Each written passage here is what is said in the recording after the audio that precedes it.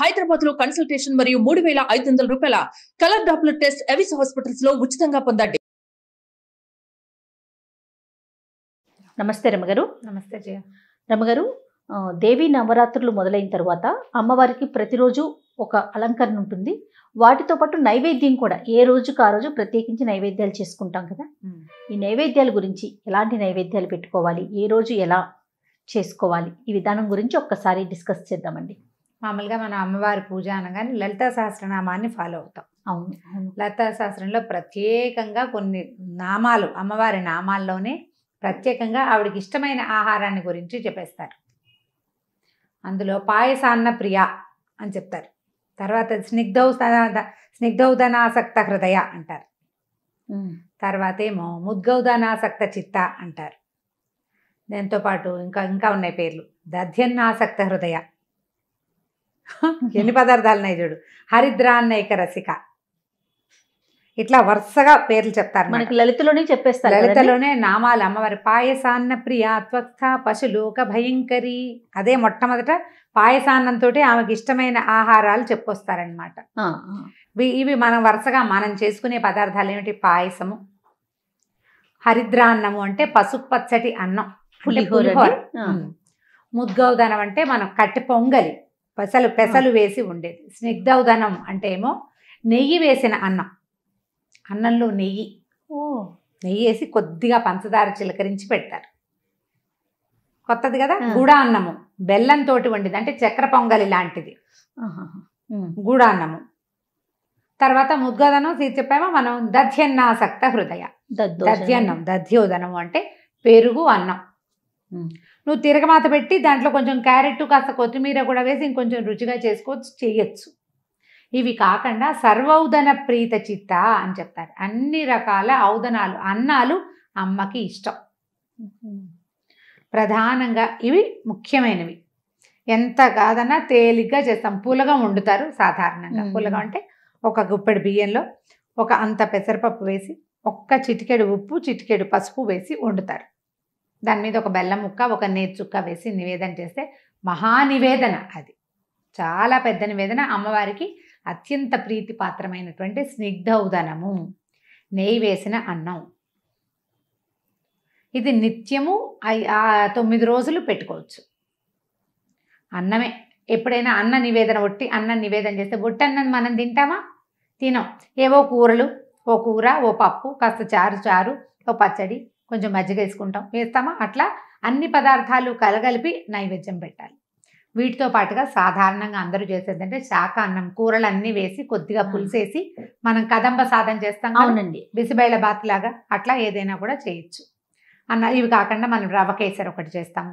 తర్వాత నూనెలో వేసిన పదార్థాలు ఎక్కడా మనకి ఇందులో చెప్పరు, కానీ లలితలో చెప్పారు. సాధారణంగా మన అలవాటు ప్రకారం ఏంటంటే బలం అని అమ్మవారికి మాంస గుడాన్న ప్రీత మనస రక్తవర్ణ మాంసనిష్ట అని చెప్తారు. ఈవిడ ఎర్రగా ఉంటుంది, మాంసనిష్ట దాంట్లో ఉంటుందని. కానీ అమ్మవారికి కళ్ళు అంటే ప్రీతి, అది కనపడుతుంది శ్లోక స్తోత్రాల్లోనే. తర్వాత మాంసాహారం అంటే కూడా అమ్మవారికి ఇష్టం. అంటే ఒక్కొక్క దశలలో ఆమె మాంసాహారాన్ని కూడా స్వీకరిస్తుంది. అవే ఉండేవాళ్ళు, అవే పెట్టగలిగేవాళ్ళు అది పెడతారు. అంటే ఎక్కువ శక్తివంతమైన ఆహారంగా భావిస్తారు. దాన్ని ఏం చేస్తారంటే మినుము దాంతో సమానమని మినుములు పెట్టాలనుకుంటాం. మినుములతోటి అన్నం వండి పెట్టారు కాబట్టి మినుముతో గారెలు చేసి పెడతాం. మినుముతో గారెలు చేస్తాం. అక్కడి నుంచి భూదేవితో సమానమైనటువంటి బూరెల్ని చేసి పెడతాం. భూమి మీద ఏముంటుంది? కొంతేమో నీరు, కొంత భూమి ఉంటుంది. భూమిలో అంతా అదే కదా, సగం భూమి, కొంత అది 70% నీరును, మిగిలిందేమో మట్టి ఉంది. అట్లా ఒక బూరె ఒక తీపి పదార్థము, దాని చుట్టూతో ఇంకొక కవర్తో వేసింది. భూగోళానికి సమానమైంది బూరె. అందుకని అది పెడతాం. గారెలు, బూరెలు. మనం కేసరి చేసుకుంటాం. ప్రాంతాలను బట్టి ఇవన్నీ మారుతాయి జయ. కొన్ని చోట్ల మనమేమో బొంబాయి రవ్వతో కేసరి చేస్తాం, రవ్వ కేసరి.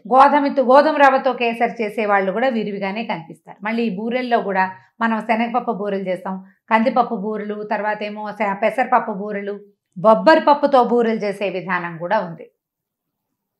వీటితో పాటుగా మన ఊళ్ళల్లో మనం విరివిగా వండుకునే పాతకాలం నుంచి వండుతున్నటువంటి పదార్థాలను కూడా అమ్మవారికి నివేదన చేసుకోవచ్చు. అన్నం మెయిన్.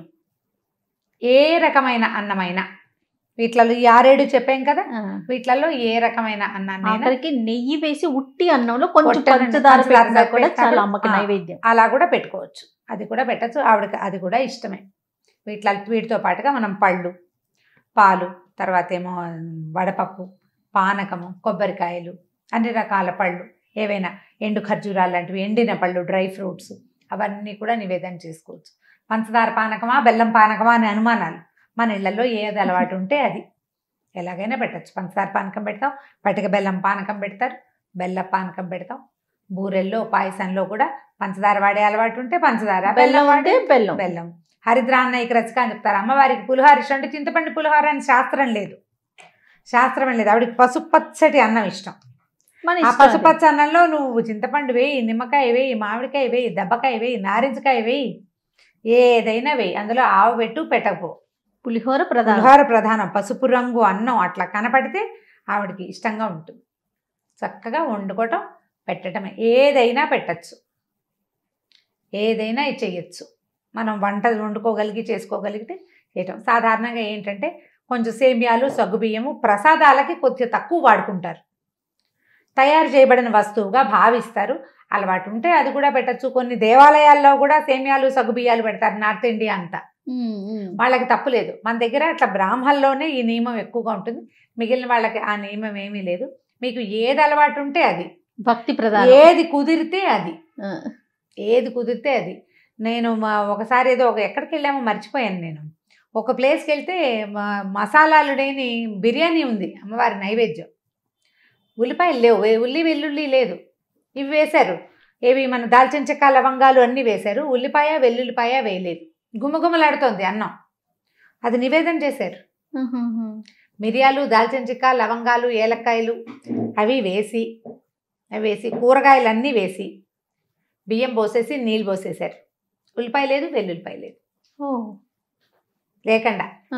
పుదీనా వేసి, మనం రకరకాల అన్నాలు చేసుకుంటాం. పుదీనా ప్రాంతాలను బట్టి రమ్మగారు, అలవాట్లను బట్టి ప్రాంతాలను బట్టి మారుతూ ఉంటాయి కదా. వాంగి బాత్ అవి చేస్తారు కదా, అవి కూడా పెడతారు. ఉల్లిపాయలు లేకుండా పెడతారు. కొన్ని చోట్ల ఉల్లిపాయలు కూడా ఆ నియమం కూడా ఉండదు. అయితే మన ప్రాంతాల్లో ఏంటంటే అమ్మవారికి నివేదనలు అనగానే ఉల్లి వెల్లుల్లి ఆ రోజు మనం ఇళ్లలో వాడకుండా అట్లా ఉంటాం. వాటిని వర్జించాలనే భావం ఉంటుంది మనకి. ఆ వర్జించేసి మిగిలినవి ఏవైనా పెట్టుకోవచ్చు. ప్రధానంగా నిత్యము కొంచెం అన్నం నివేదన చేయటం చాలా విశేషమైనది. అన్నంలో మీరు పప్పు కూర ఏమైనా వండుకుంటే అవి పెట్టచ్చు. ఆ అవకాశం లేకపోతే కనుక నెయ్యి వేసి ఒక బెల్లం ముక్క పెట్టి నివేదన చేయండి. అత్యద్భుతమైన నివేదన, అన్న నివేదన. అది వేస్ట్ చేయకుండా చక్కగా ఉపయోగించుకోండి. తప్పకుండా ఎవరికైనా పెట్టండి. ఇన్ని చేయలేమండి, మాకు ఈజీగా ఉంటుంది, పళ్ళే పెడతామంటే మహత్తరంగా పెట్టండి. చేయకపోతే కుదరదన్న నియమం లేనే లేదు. చేయగలిగితే మంచిది, చేయలేకపోయినా నువ్వు చేయగలిగిందేదో చెయ్యి, మానేయకుండా. అదే కదా మన సనాతన ధర్మం చెప్తా ఉంది కదా. ఏదైనా సరే నువ్వు చేయగలిగింది ఏదైనా చెయ్యి, ఇదే చెయ్యాలన్న నియమం లేదు. అవన్నీ చేయగలిగితే బాగుంటుంది అంతే. చేయలేకపోయినా నష్టం లేదు. చేయాలన్న ఇంటెన్షన్ ఉంది చూడు, నీది భావన, అది చాలా ప్రధానమైంది. భగవంతుడికి కావాల్సింది క్రియ కంటే భావన చాలా ముఖ్యమైనది. అది చేయాలి. ఆ భావన పెట్టుకుని మీరు చక్కగా చేయదగింది చేసుకోండి. చక్కగా అన్ని రకాల అన్నాలు పెట్టచ్చు. కట్టె పొంగలి, చక్కెర పొంగలి చేయొచ్చు. రవ్వతోటి చేసే పొంగలి అది కూడా పెట్టుకోవచ్చు. అది కూడా పెడతారు దేవాలయాల్లో. శనగలు పెడతారు నివేదనలకి, అటుకులు పెడతారు కొన్ని చోట్ల, రకరకాలు కదా. అల్లం వేసిన గారెలు, తర్వాత ఏమో అల్లం లేకుండా ఒట్టిగా వేసిన గారెలు, తీపి గారెలు, తీయటి బూందీ, శనగ పిండితో చేసిన బూందీ, లడ్డూలు శనగపిండితో చేసినవి. ప్రాంతాలను బట్టి మారితే ఏవి ఓపుకుంటే అవి ప్రతిరోజు నిత్యము ఆరాధన, నమస్కారం చేసుకోవటం, ఏదైనా చదువుకోవటం. ఆ సమయానికి అమ్మవారి దగ్గర సన్నిధిలో చక్కగా కూర్చోవటం, స్థిమితంగా కూర్చుని మీకు చేతనైన నైవేద్యం పెట్టుకోండి. ఏది చేసినా పర్వాలేదు. తప్పకుండా రమ్మగారు. నమస్తే. నమస్తే.